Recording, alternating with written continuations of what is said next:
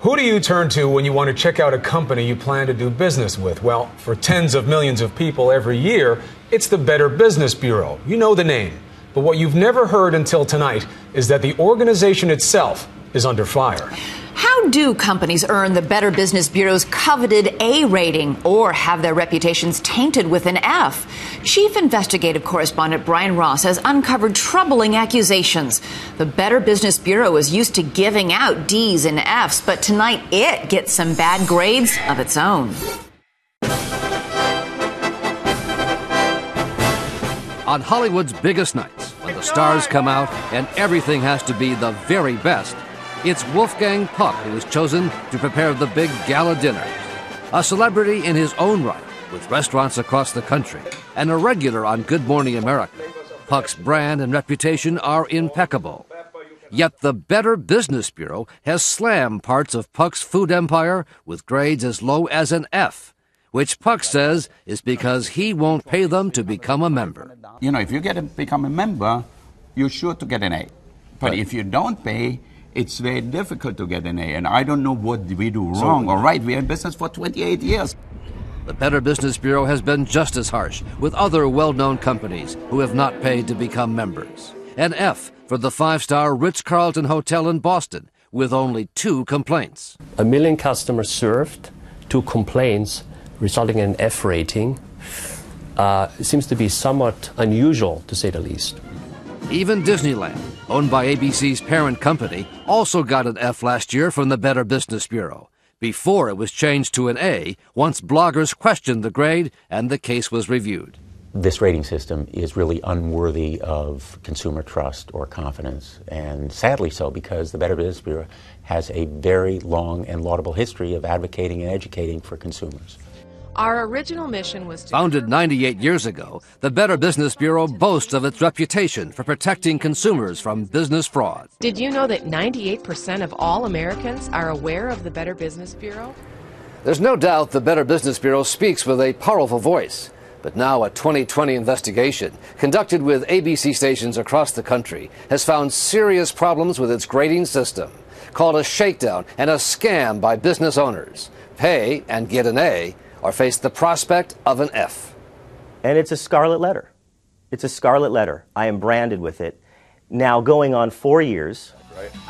Brian Kraft is the owner of a Los Angeles company trading students for production jobs. So if this was my click track, Kraft, whose company is not a member, says when he tried to protest a C grade based on complaints sent to the wrong address, an angry Better Business Bureau official retaliated and lowered the grade even further to an F. Kraft has spent more than $1 million unsuccessfully trying to sue the BBB. These guys are bullies. They're bullying me. And I can't do anything about it. It's my good name. It's my company's good name. It's 30 years of hard work. There are Better Business Bureau offices in 122 cities in the U.S. and Canada. Their national headquarters are in Arlington, Virginia, where the president is Steve Cox. We're looking for, consumer protection, meaning ways that we can protect consumers from those fraudulent businesses or from those scammers out there. Know the value of accreditation. The Better Business Bureau is set up as a non-profit group, but documents obtained by 2020 show that more than 24 of its top executives have 6-figure salaries. William Mitchell, the head of the Los Angeles Better Business Bureau, makes more than $400,000 a year. The Better Business Bureau appears to be prospering with the money brought in by its grading system. Very, very troubling, and it could be illegal because the failure to disclose to consumers could well be deceptive and misleading. Cox, who makes $300,000 plus a year, denies it's all about the money. Do you have to join the Better Business Bureau to get a good grade these days? Absolutely not. We have more than 500,000 non-accredited businesses who have A ratings. Better Business Bureau accreditation is by invitation only. In fact, the Better Business Bureau says not just anyone can be an accredited member. Only businesses which meet membership standards and agree to follow the highest principles of business ethics and voluntary self-regulation are accepted. Yet earlier this year, the Mideast terror group Hamas was listed as a member and received an A- rating. Of course, it wasn't actually Hamas. It was the work of an anonymous blogger and a group of small business owners who punked the Better Business Bureau to prove a point.